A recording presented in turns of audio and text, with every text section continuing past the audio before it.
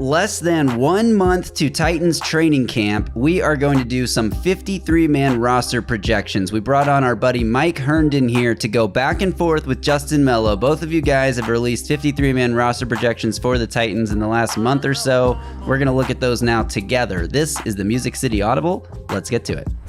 Oh, welcome everyone to another episode of the Music City Audible podcast presented by Broadway Sports Media in partnership with 440 Sports. I'm Justin Graver. With me, as always, is Justin Melo. And today, as I said, we are joined by a very special guest. Mike Herndon joins us today to do these Titans 53-man roster projections. Mike, thanks for joining us. How's it going today?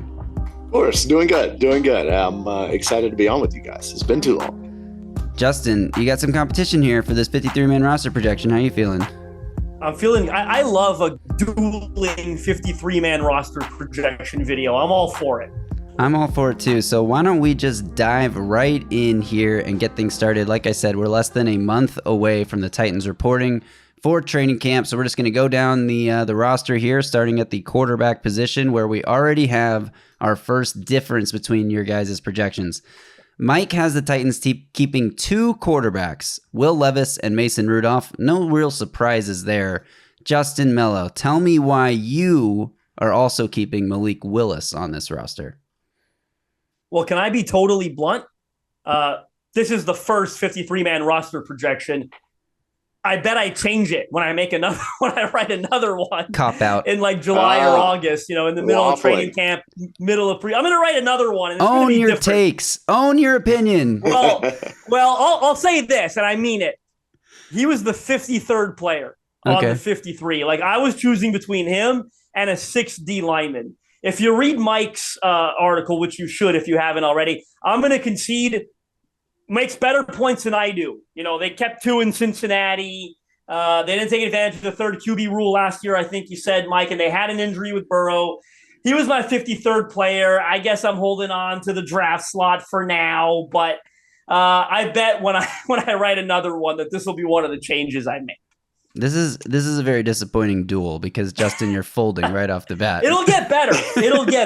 But, I thought about the third QB rule, yada, yada. I kind of made some of those points, but I've always been pretty harsh on him, right? I mean, who has, if you haven't been, you're nuts. The way he's played when he's had to enter the game. So I've got him on there. He was literally my 53rd player. If this roster was better, he wouldn't have even made this first one. But I only kept 5 D linemen. I think that's probably where I made my change. Yeah, spoiler alert, Mike has 6 D linemen. And I'll put a link in this pod description to both of your guys' articles so everyone out there can check them out for themselves. But Mike, I side with you here in terms of Malik Willis not being on this final roster. I think reports out of the mini camps and the OTA sessions we saw were mostly that, he had a few nice throws here and there, but mostly off target late and all the same stuff that we've seen since he entered the league. So we said this on a pod a few episodes ago, Justin, but if the Titans end up in a situation where Will Levis gets hurt, I think they just sign a veteran off the street who would be, more effective, better in the meeting rooms, better at helping Mason Rudolph get ready for a start. Some veteran quarterback's going to be better at that than Malik Willis. Was that sort of your thought, Mike? Yeah, absolutely. And I think, people are still hanging on to some hope for Malik Willis and I kind of get it. Like, he's a nice guy. He's got a physical skill set, whatever.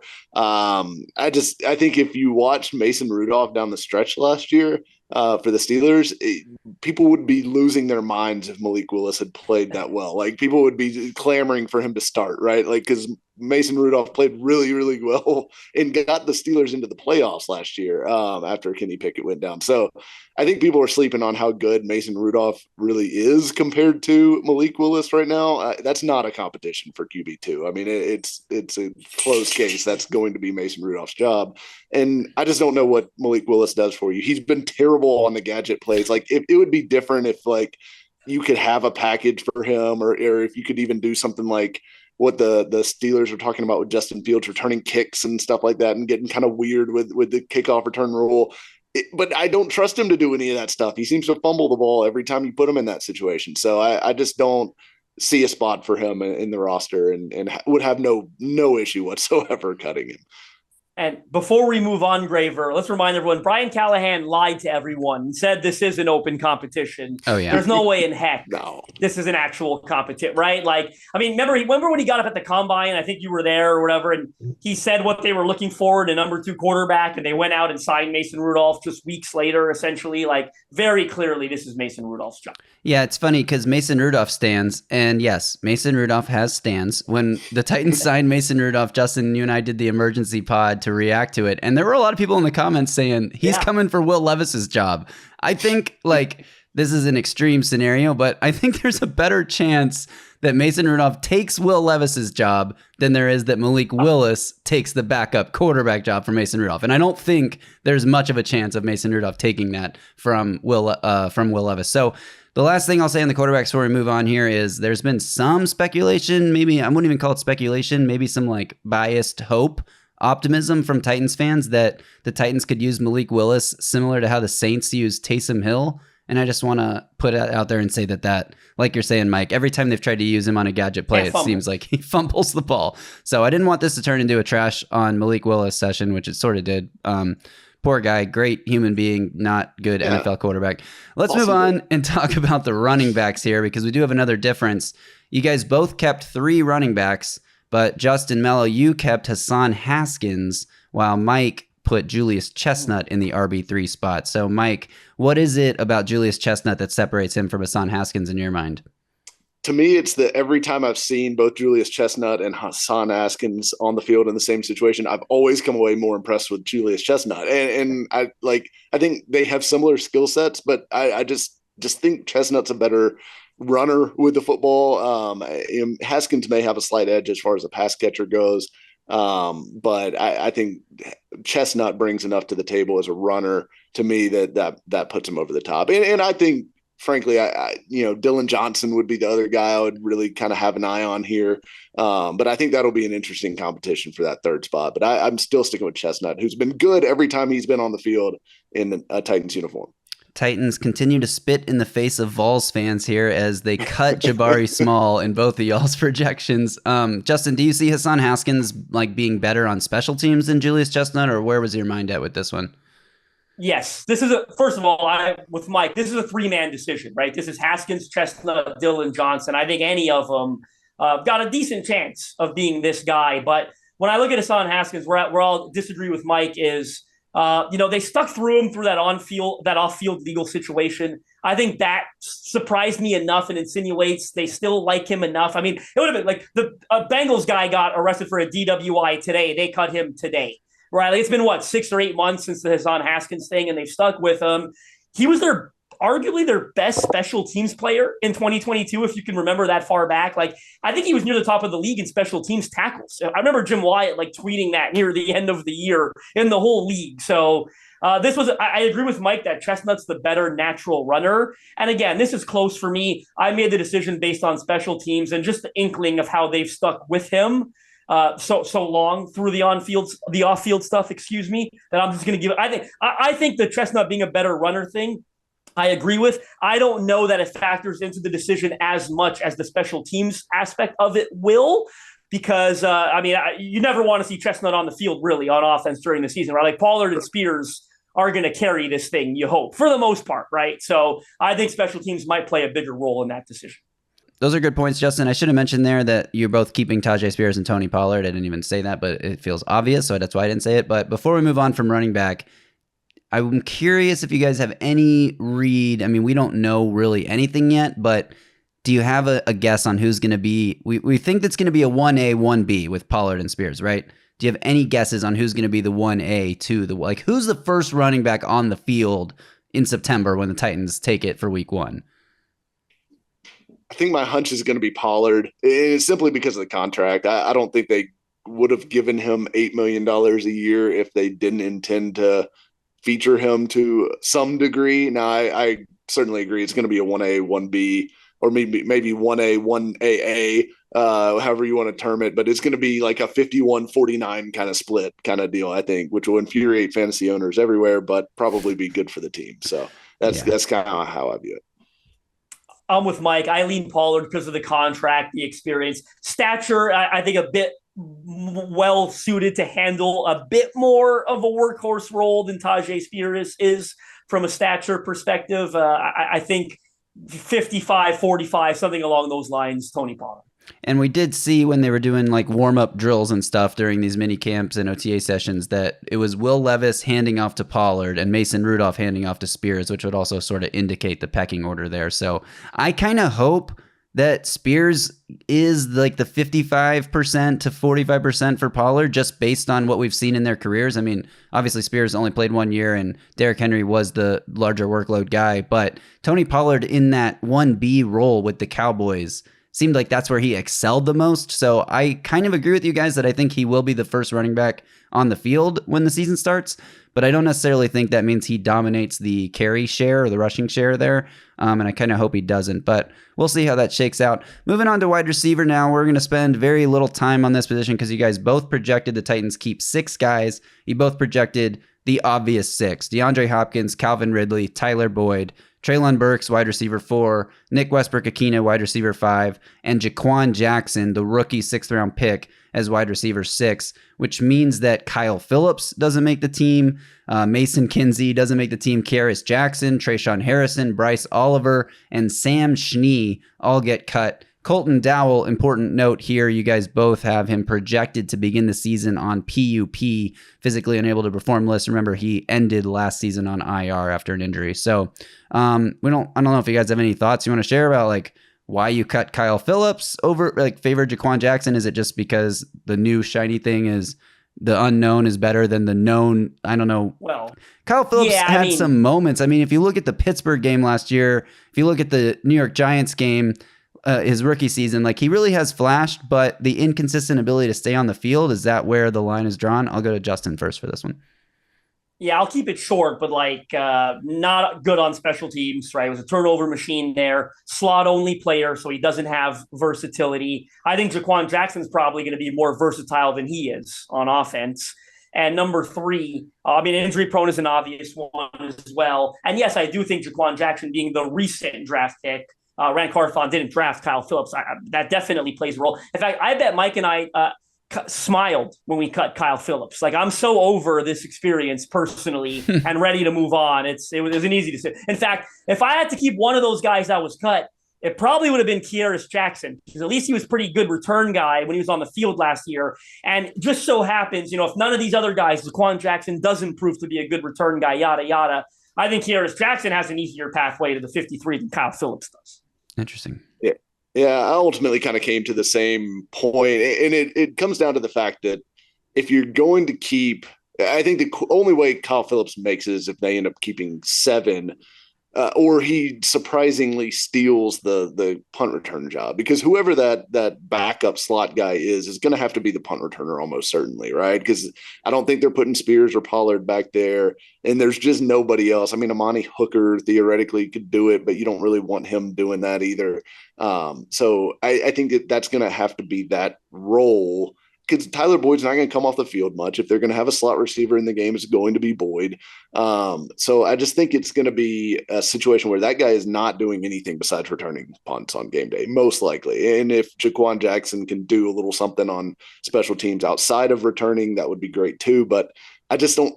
Phillips isn't going to do any of that. So if Phillips is even a 7th guy on the roster, he's inactive every game day without question, unless guys start getting hurt. And at that point, why don't you just cut him and try to get him on the practice squad? You can find other similar level guys, I think, to stash on the practice squad at wide receiver. It's if you had to have Trayshawn Harrison as your practice squad guy, I don't think that's a massive downgrade from Kyle Phillips. Mason Kinsey will be on there. You know that. Oh, of course. So you can never die. Can't get rid of him. Yeah, I think Jaquan Jackson was drafted because of his return ability. Yeah. Like, even more, like, not because he also has return ability, but because like he has return ability end of sentence. Like, it does nothing to do with his receiving skill set. And of course they want to develop him there and see if they can get something out of him as a long-term option in the slot. But for this year especially, I think it's that return ability that made him desirable in their eyes over somebody like Malik Washington, who I really liked as a prospect.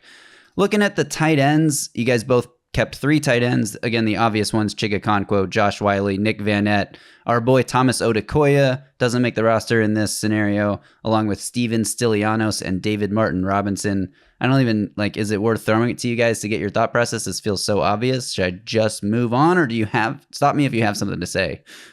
I'll say move on, but that third spot is up for grabs. I don't think Vannett's a shoo-in by any means. One of the UDFAs or Odukoya can totally take that spot. I just went with the veteran because they signed him recently. He's got the most experience. He's been a blocking type guy, but very much up for grabs. Yeah. Yeah, I'd agree. All right, offensive lineman is next here. So you guys both kept 10 offensive linemen. 9 of the 10 are the same guys, so I'll read those names first. J.C. Latham, Peter Skoronsky, Lloyd Cushenberry, Sadiq Charles, Nicholas Petit-Frere. That's the projected starting lineup. Of course, there's questions at right guard and right tackle with Charles and Petit-Frere if they'll actually win those positions, but that's sort of what we're expecting coming out of minicamp. And then as the reserves, you both had Daniel Brunskill, Dylan Radins, Jalen Duncan, and Cole Spencer. Where you differ is, Justin, you have John Ojukwu making the roster. Mike instead has Leroy Watson, who the team traded for recently, making the roster. So, Justin, what is it about John Ojukwu that allows him to beat out a guy that Bill Callahan specifically said, go trade for this player, I need him on the team?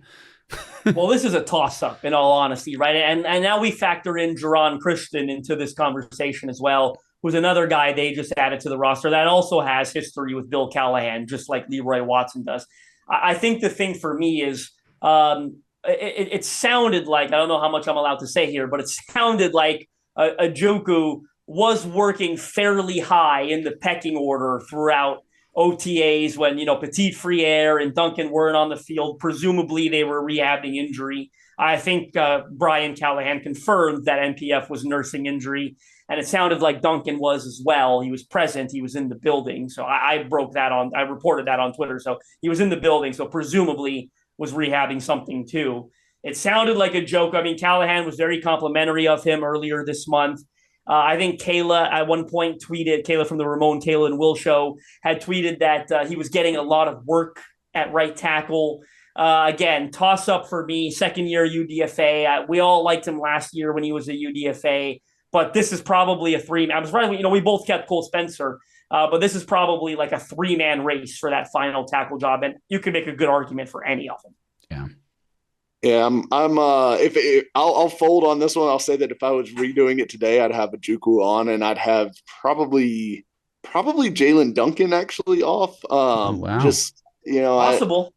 I think Watson with the experience with Callahan, being a little bit more of a veteran guy, I think maybe he's on equal footing, at least to me, with Jalen Duncan at this point, especially considering Jalen Duncan's struggles last season. Look, he was put in a bad situation, no question about it, but he didn't show a whole lot for you to be super excited about, I don't think, either.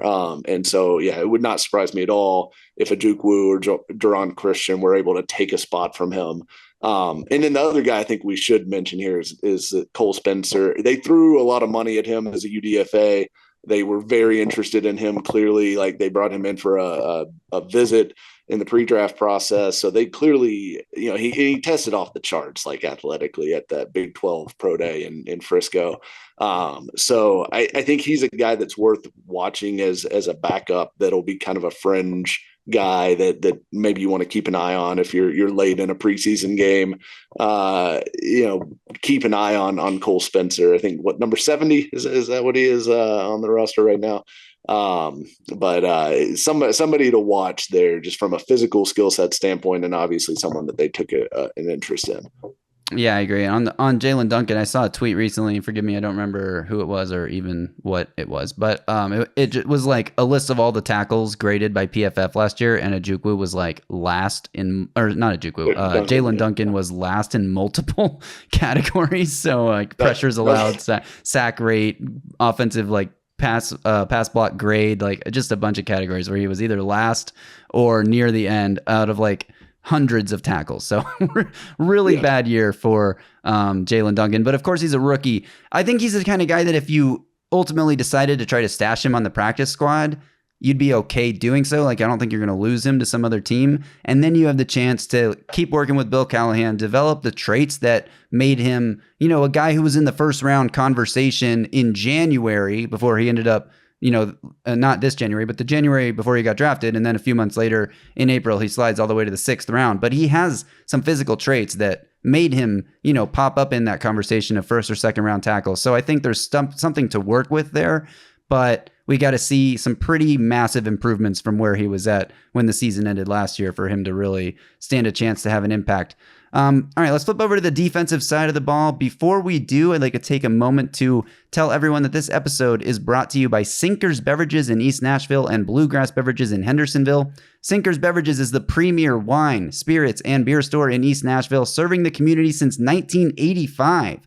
Their knowledgeable staff is proud to help you with large parties, themed events, or finding something unique for a special occasion. From birthday parties to milestone celebrations to everyday moments, Sinkers can help with the right drink for every occasion. And if you head to sinkersbeverages.com or you check the link in this podcast description, you can join the In-Crowd. In-Crowd members get access to allocated wines and spirits, exclusive events, early access to barrel releases, and more.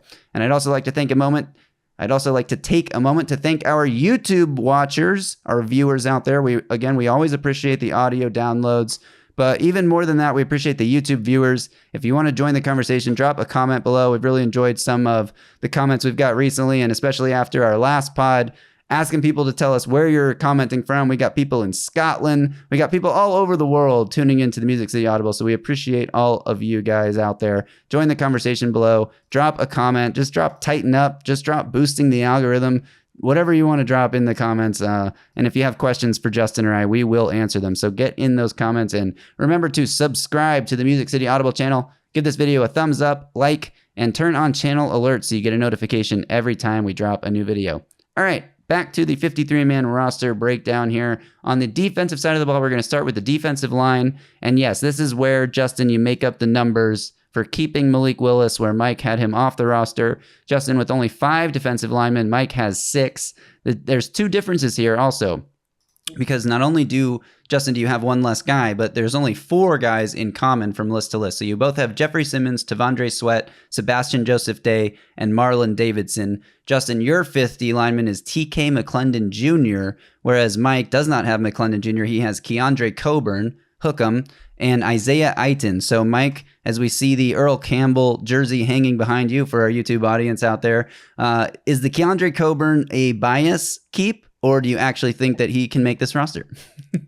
I actually do think he can make this roster for the reason that I think Tavondre Sweat is going to be your starting nose tackle, right? I don't think there's a whole lot of question about that, but they are going What if he doesn't even get on the field, Mike? What if he's I don't know. What if he can't play more than 1 down at a time? True. Yeah. He may only be down, for 1 down a game. That's it. Just the 1 snap, max effort. No, but I think there is some reason to have a backup there. Bohanna and Coburn are the 2 guys that kind of profile in that kind of nose tackle realm. Cause I don't think you want Jeffrey Simmons doing that. He could, but you don't want him. That's not his best use. And then I don't think Sebastian Joseph Day really, could, not his best use. So I think you need somebody else that just in case, somebody lands on Tavondre Sweat's leg, and you don't have a nose tackle now. I think that's a good enough reason to keep Coburn, especially when the competition isn't that stout in this group behind those top 3. So Justin, you want Sweat to play every down? Why didn't you keep a backup nose tackle, huh? Well, maybe I'm wrong, but I feel like Sebastian Joseph Day's played a lot of nose throughout his career. Like when he got that big contract with the Chargers, if I recall correctly, that's what I think they brought him over there to do, if I'm remembering. He tips the scale around 315, 320-ish. So I do think he can do it, and I'm projecting that he's the backup. But, Coburn was the 6th guy that I considered along, him and Malik Willis. So the TK McClendon change, played 101 defensive snaps for him last year. I thought he flashed on maybe, 4 times, if I'm being honest, right towards the end of the year there. I'm glad Mike's got Marlon Davidson. I really liked what Davidson did for them last year, and I think he's versatile. I think Joseph Day's versatile too, and will play in a number of roles for them. When I write this next projection, I'm going to guess I'll have 6 guys here because 5 is a little light. Whether that's Coburn or someone else, I'll probably reserve that until we start getting some stuff out of training camp to see who's playing well, see who's performing, because I don't think I'll write another pre-training camp one. Doesn't make a lot of sense. So, but yeah, this was a close decision for me, but fun that we've got 2 changes here. I had Joseph Day, potentially playing. I mean, it's also a role you hope you're not playing a nose tackle 60 times a game, right? So I think if you need 10, 15 snaps from Joseph Day in that position per game, you might be able to get away with that. Yeah, I also think the other benefit of keeping Keandre Coburn, and maybe this is poor roster construction strategy by me, but having a guy that T'Vondre Sweat knows really well, is one of his best friends. They played together at Texas. For a guy that did have a little bit of character concern in terms of like work ethic and how seriously does he take football and everything, like having a guy in like his locker mates, if you guys have seen this on social media, on one side is Jeffrey Simmons, on the other side is Keandre Coburn. I cannot imagine a better pairing to surround T'Vondre Sweat. So keeping Coburn on the roster, maybe that's not like a good reason just to keep a guy just for that reason, but it's sort of like a bonus where if these 2 guys are tied in your eyes, maybe that pushes Coburn over the edge. Mike, I do want to give you a chance to talk about Isaiah Eiton. You called him a dart throw in your article, the UDFA out of Rutgers. What is the dart throw here? Like, what are you seeing from Eiton that you think makes him a potential keep candidate? Yeah, so he's an interesting guy.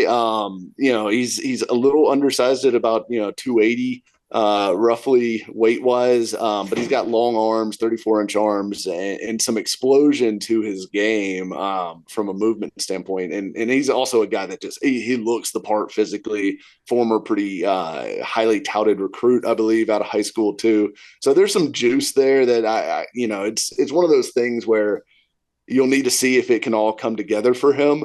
But I think there's enough talent there that he's at least intriguing to me. And again, against a guy like TK McClendon, I just don't know. Like, I give me the upside, if I'm choosing between the 2 of them. Because I think you can find TK McClendon's on the street. No offense to TK, but I think you can find him on the street in the middle of the season if you needed to throw into what would probably be a pretty bad situation then at that point if you're needing to sign someone. But yeah, I think there's a little bit of juice there that I'm interested in seeing them try to squeeze. And conceivably, you'd have guys like McClendon and Quentin Bohanna on the practice squad who have been in the system and working with the coaches every day that you feel at least somewhat comfortable promoting to the active roster in a pinch if you had to. As we look at the outside linebacker position, this is another one we can breeze through because you both kept 5 guys. Obvious names again: Harold Landry, Arden Key, Rashad Weaver, Jalen Harrell, this year's draft pick, and Caleb Murphy, a UDFA from last year, which means that Thomas Rush and Khalid Duke are cut. Man, this pains me because Thomas Rush, I wish he was better because his name is so perfect to be an outside linebacker, edge rusher in the NFL. He has Rush in his name, but I don't know if you guys have any comments on this one. I think we can move pretty quickly. Yeah, no, I will say, if I was going to write today, I would switch Rush and Murphy. I would have Rush on and Murphy off, just based, and this is not based on a ton, but this is based on what I've heard from Titans camp as far as what Rush has looked like. And Braden Gall had some good detail on this on a football show, talking about how he looks the most explosive out of those guys that are kind of in that group, that Jalen Harrell, Rashad Weaver, Caleb Murphy, all those kind of lower end edge rushers behind the starters. He said Rush looks the part the most. And that goes back to his physical makeup coming out of Minnesota too, right? Like, he tested off the charts, was a really high level athlete. So I think there's something there. Again, we'll be interested to watch him throughout training camp and preseason. But right now I would slide him over Murphy. Interesting. Justin, you feel the same way, or are you sticking with Caleb Murphy for now? 50-50 for me, right? Like, it's we'll see at the training camp in the preseason. Not a whole lot of conviction. I was intrigued by Khalid Duke as well, to be honest, coming out of Kansas State. I thought he had a draftable skill set. So I thought that was a one of the higher end UDFA signings they made. So we'll get to see all of them here shortly. Yeah, I think there's going to be some real competition at a lot of back end roster spots. And we've sort of touched on them, but that's definitely one of them. And they gave him decent money, if I recall. Nothing crazy, but I think Duke got like $55,000 guaranteed. I think something along those lines. So they didn't give any guys a lot. Cole Spencer was number 1. Duke may have been 2 or 3. So. Yeah. Oh, wow.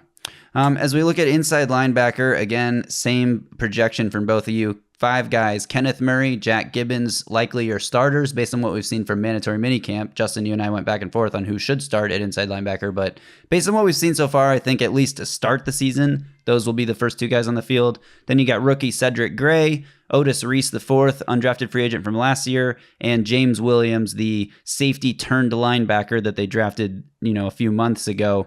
The one name that does not show up on either of your guys' lists is Chance Campbell.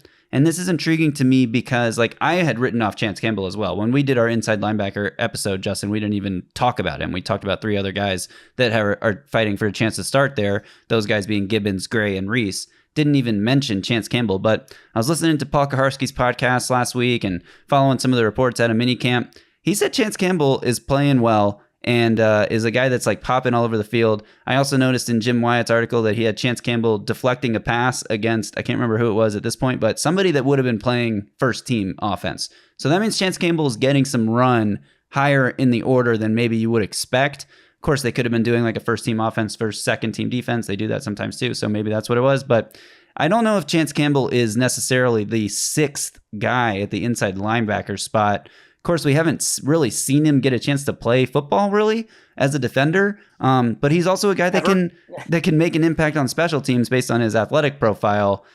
Is there any thought to maybe rookie James Williams, who's a 6th-round pick, converting from safety to linebacker, is maybe more of a developmental practice squad guy, and Chance Campbell someone that they can maybe rely on more?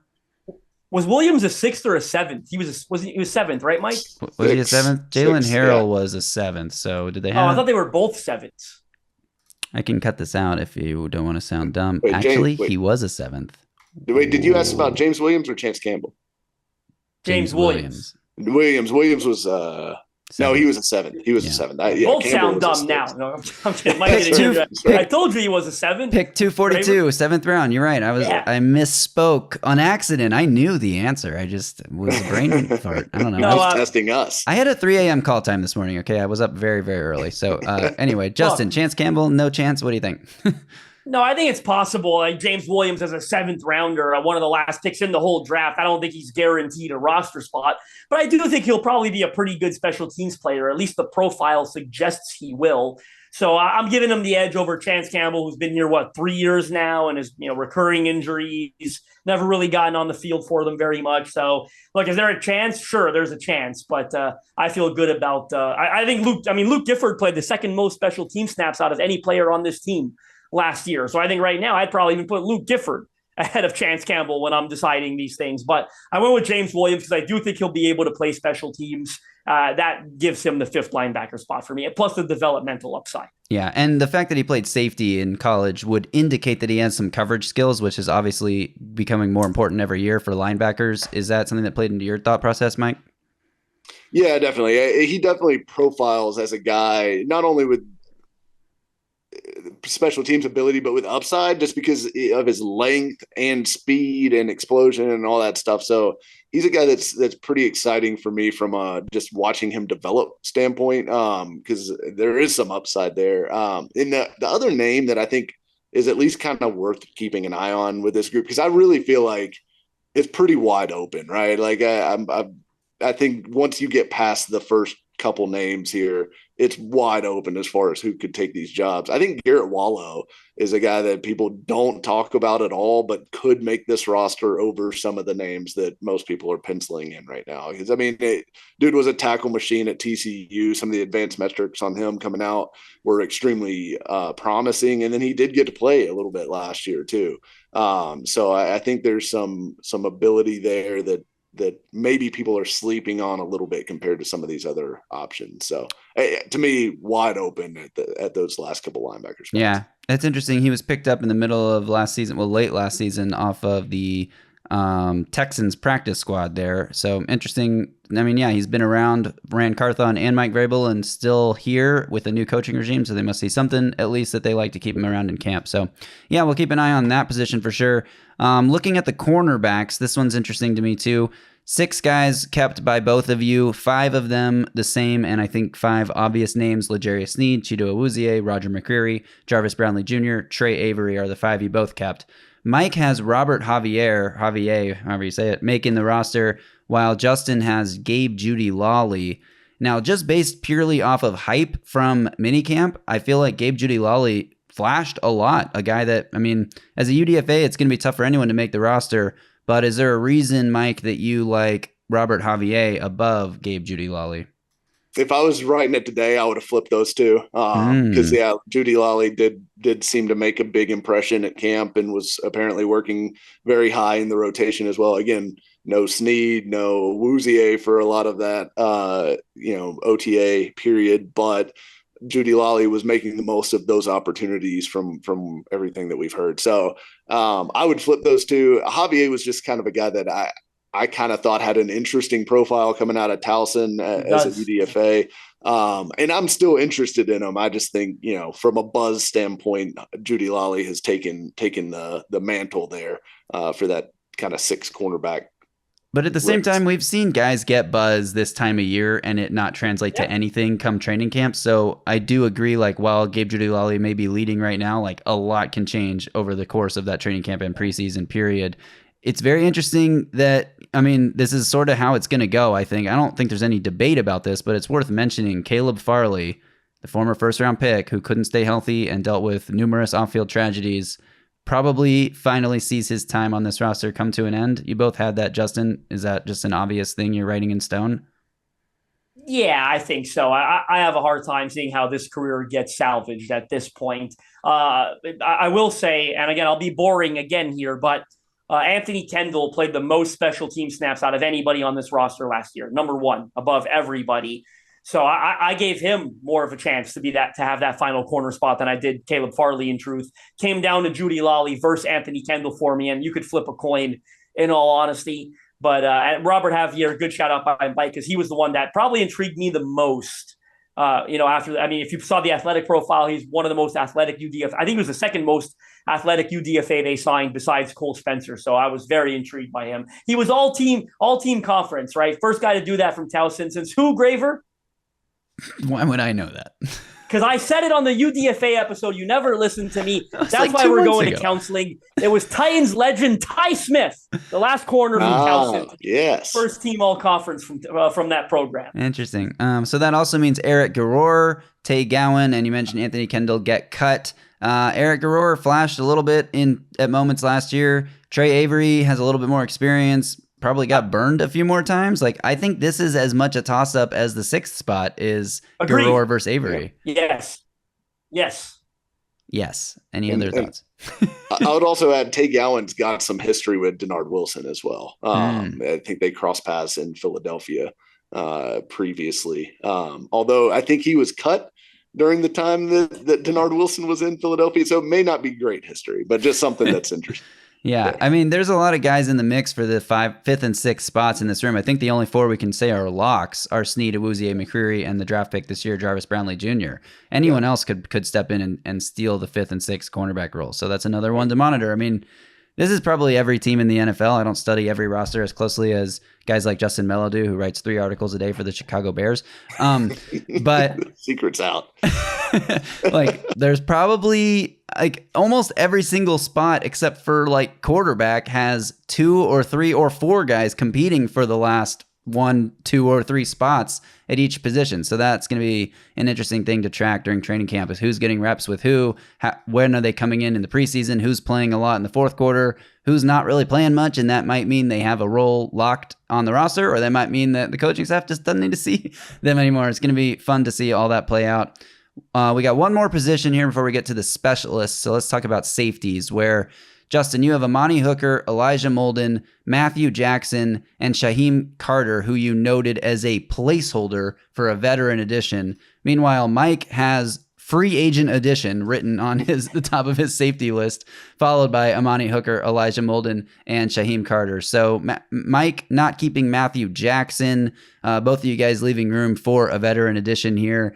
Is Justin Simmons going to sign with this team? Like, what's the deal? Come on. I think he's got to, right? I mean, they had interest early on. Rand Carthon has all but said that they're going to sign a veteran safety in some of these press conferences. So I don't know what the holdup is at this point, but I kind of feel like that this is going to happen eventually, and that Simmons will end up being a Titan before it's all said and done. I don't know. It's just a feeling I've had for a long time now, and it just feels right. It feels right. Simmons is this year's Jadeveon Clowney, Julio Jones, DeAndre Hopkins. This year it's Justin Simmons, like big name player, a little bit past their prime, who the Titans are going to sign way later than they should have, but it doesn't matter at the end of the day as long as you get him in for training camp. So this could be like a late July, early August type of signing.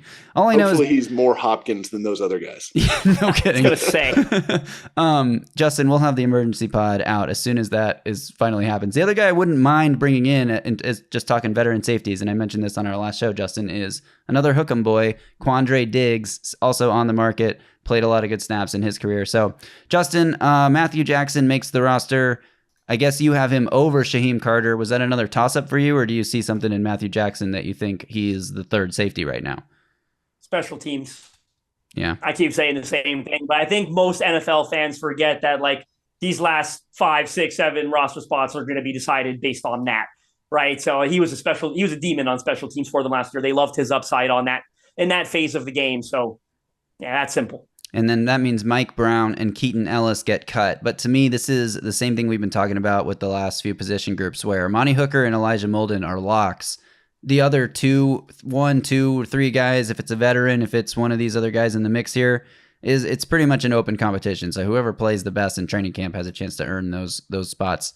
All right, let's talk about specialists here. No surprises. Obviously, you both have Nick Folk as the kicker. You both have Morgan Cox as the holder. And it depends on Ryan Stonehouse's health here. I'm presuming, Mike, if you knew Stonehouse would be healthy, you obviously would have put him on the roster, sure. But you have him projected to start the season on PUP, which is definitely possible. He's still working back from that devastating injury that ended his season. If he doesn't make it back in time for the start of the year, it's likely Ty Zettner, who's the other punter currently in-house for the team. So I don't know if there's anything we need to comment there. I'll just say I think Mike wins. I don't know if this was really a competition or a duel or why I get to be the one who decides, but I'm going to say because he's our guest, like more than anything, I'm just going to give him the win. You know why I think you're picking Mike? Because he's a Hook'em boy and a Mavs fan. Yeah, he kept Coburn. He kept another Texas guy, and that it was decided right then and there. I know how this goes. Me and Mike have a lot of the audience here. Yeah. We have a lot of sports fandom in common, just totally randomly with the Longhorns, the Titans, and the Mavericks. I don't know how we both ended up with these teams, but yeah. So that's definitely why I'm choosing Mike's team here. Cool. Anything else? Any last words? Like, is there a competition? Maybe this is a good way to close it. Is there a competition at any of these spots that stands out to you as the most interesting as we head into camp? Mike, go to you first. I would say for me, it's probably the offensive line competitions just in general, because I mean, it bleeds into the starting group, obviously, but then, I mean, there's a lot of guys that I think the range of outcomes could be an every down starter or could be off the roster entirely within that group. Like I would throw a lot of names into that category that are in the mix for that right guard, right tackle deal. So that's going to be just an interesting competition top to bottom. I think there's a lot of names in there, and I think there's a lot of sorting that they need to get done over the next few months. So I'm very intrigued by that. And then the other comment I'll make just about the roster overall, I think as we go through this exercise, I think it's good to note there's so many positions where we're talking about first or second year UDFAs that are battling for these last spots. And it's almost every roster spot on the entire roster. So that's a sign of how bad the depth is. That's not good that's not healthy for a team. And like some of these UDFAs are better than others, right? Like some of these guys are, legitimate NFL guys. Some of them are not, and they're going to be on the roster because the Titans just don't have better options. So I think it's just this is kind of what I saw last year. I think they're better in certain spots than they were last year, and in important spots. So I think that they'll be improved, but there's still some major depth issues with this roster, and probably will be for at least one more year. Yeah, no kidding. I mean, I wonder how much, again, I'm not super familiar with every single NFL roster. So part of me wonders how much that is common across the whole NFL. Like, are there 5 teams like that? Are there 15 teams like that? There's probably closer to 15, right? But yeah, it does speak to the lack of depth, which is like one of the biggest concerns as we head into this 2024 season. Aside from an entirely new coaching staff, most of them first time in the role that they're in, at least for the coordinator jobs and the head coach. So that's a big question mark. Will Levis, is he good? That's a huge question mark. But then the third biggest question mark to me is like, if the top guy at one or two, if let's say 2 position groups lose their best player, this team looks way, way worse than it does fully healthy. And everyone who's watched an NFL season knows that you're not making it through the year fully healthy. Maybe the Titans can finally get the like over-injured curse off their back, which they've been dealing with for like, it feels like every year for the last 3 years, maybe 4 years, like 2020, 2021, 2022, I think the last 4 years they've been extremely, extremely injured. So maybe they can be a little healthier, at least above league average in health. But some guys are going to get hurt. It's the way the league works. And there are going to be, like you said, Mike, some UDFA guys in there that probably don't really deserve to be on an NFL roster, but they have to be because the Titans don't have any better options. Justin, final closing thoughts on the roster battles here as we close this pod out? I mean, I'll echo what Mike said about the linemen. Obviously, nothing's more interesting than the right guard, right tackle battle, because instead of talking about who the RB3 is or inside linebacker 5 or corner 6, we're talking about who's starting on the offense, the whole right side of the line, and protecting the most important asset, which is Will Levis right now. So that obviously is number one. What Mike said about inside linebackers is interesting because it probably is wide open. I mean, are we even sure Otis Reese is guaranteed a spot, for example, right? So it's like there's a bunch of spots there up for grabs. Talked about running back, talked about tight end. Corner certainly sticks out to me because, as you said, I don't think Trey Avery's a lock there at corner 4-5. So a lot of things to monitor. When will the safety move be made? Hopefully sometime soon. I'm over that and just ready to get Justin Simmons onto this roster. So, yeah, really. Lots to monitor over these next few weeks. Can't wait for training camp to arrive. Same here, my friend. All right, Mike, thank you so much for joining us today, giving us 47 minutes of time here. I don't know if that's how long the pod is, but that's how long I've been recording for. So 47 minutes of your time. Really appreciate it. Everyone out there, I'm sure if you listen to this podcast, you know Mike and you follow him on Twitter, but just in case you don't, if you're watching on YouTube, his handle's on the screen. It's at Mike Herndon NFL. Go give him a follow. And again, you can find the links to both of these men's 53-man roster projections in the YouTube description below. So give those links a click, get the views up for our guys. We want to help everybody out here. So thanks again to everyone for tuning in. Thanks even more if you're watching on YouTube. Again, make sure you are subscribed to the Music City Audible channel. Give this video a thumbs up, like, and turn on channel alerts so you get a notification every time we drop a new video. And thanks also to our sponsor, Sinkers Beverages, for presenting this episode. Again, head to sinkersbeverages.com or follow the link in this pod description to join the In Crowd. In-Crowd members get access to allocated wines and spirits, exclusive events, early access to barrel releases, and more. Plus, Sinkers Beverages is on Uber Eats. So if you don't have time to get to the store, just search Sinkers on Uber Eats and have all the booze you need delivered right to your door. All right, that'll do it for this one. We will be back next week with more. Don't know what we're going to talk about yet. We've had some commenters throw out some potentially interesting ideas. So again, keep dropping those ideas. What do you want us to talk about in the comments? Somebody suggested we do like a film breakdown of what Brian Callahan's offense could look like.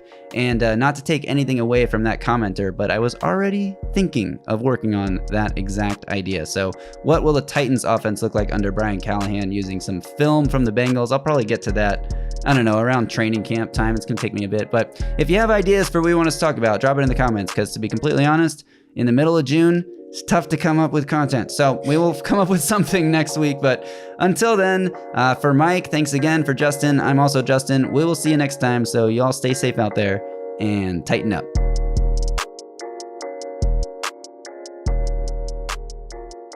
A Broadway sports media production.